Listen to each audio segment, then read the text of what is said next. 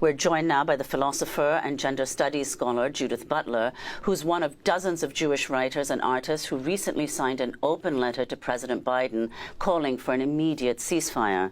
Judith Butler is the author of numerous books, including The Force of Nonviolence, An Ethico-Political Bind, and Parting Ways, Jewishness and the Critique of Zionism. Their recent piece for the London Review of Books is headlined The Compass of Mourning. Judith Butler joins us today from Paris. They are Distinguished Professor in the Graduate School at the University of Berkeley and the Hannah Arendt Chair at the European Graduate School. They're also on the advisory board of the Jewish Voice for Peace. Welcome to Democracy Now!, Professor Butler.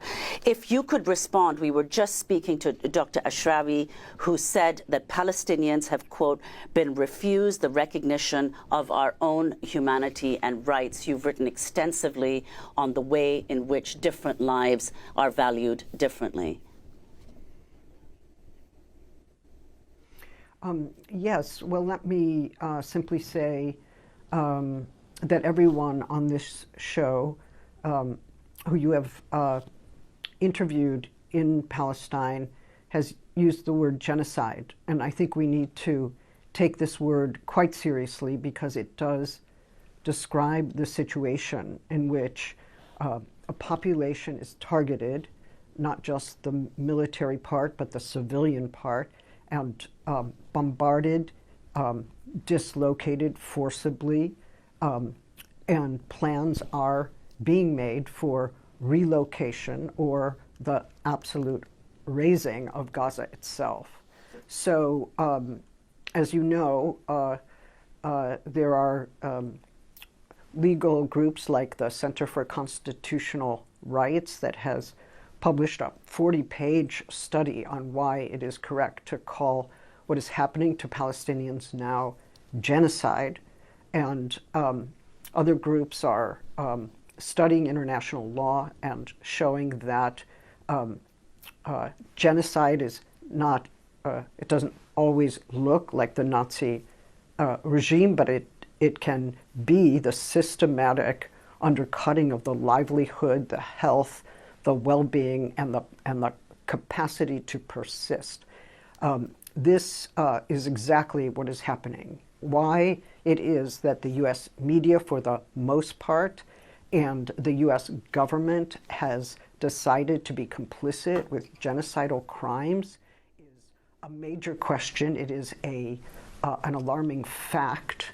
And Hanan Ashrawi is right to say that it's not just that they're giving ideological support or spin doctors to say that Israeli genocidal violence is justified. They are actually giving weapons and support and counsel in order to effect this genocidal set of policies.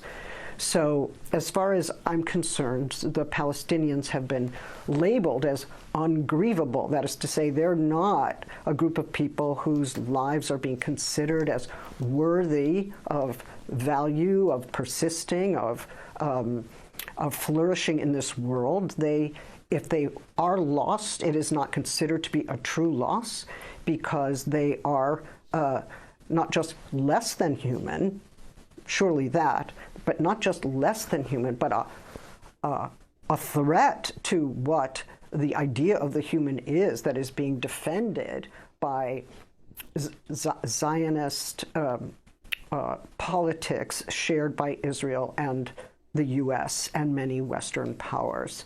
So I think once we see these caricatures taking hold in public discourse, all Palestinians are Hamas, or Hamas is terrorist rather than, say, an armed resistance struggle, or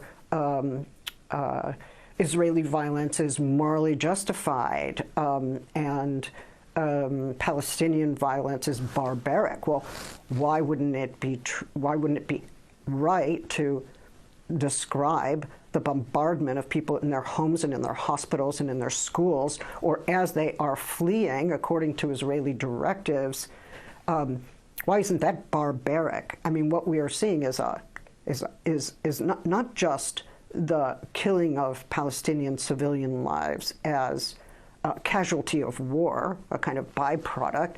These civilians are targeted. So the targeting of civilians who belong to a particular group, ethnic, racially defined, that is a genocidal practice. That is what we are seeing. And we should all be standing up and objecting and calling for an end to genocide. It's true. I signed several petitions, one of which calls for an immediate ceasefire. That's the minimum.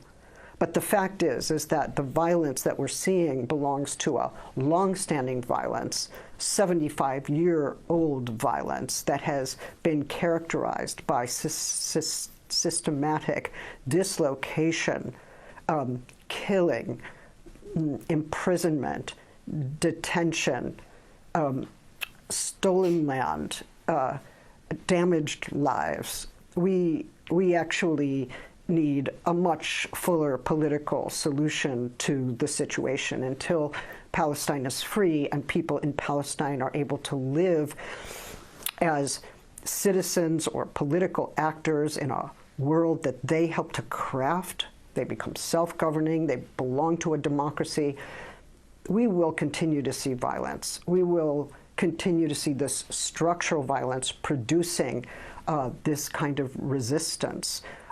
So I hope we don't, in the end, put a Band-Aid.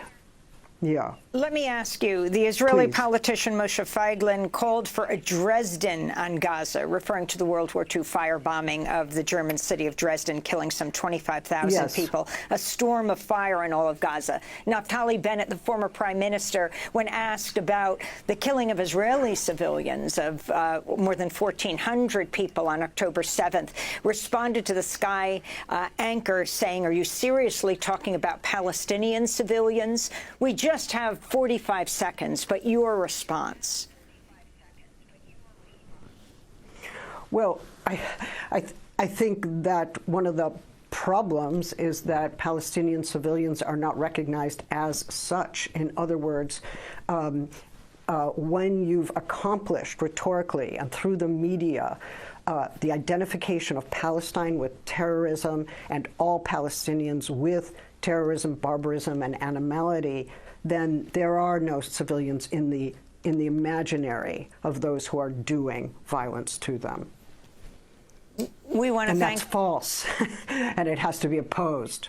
Thank you. We want to thank you for being with us. We're going to continue with part 2 of our discussion and post it at democracynow.org. Judith Butler is a philosopher, political commentator, and gender studies scholar, distinguished professor in the Graduate School at University of California, Berkeley, and the Hannah Arendt Chair at the European Graduate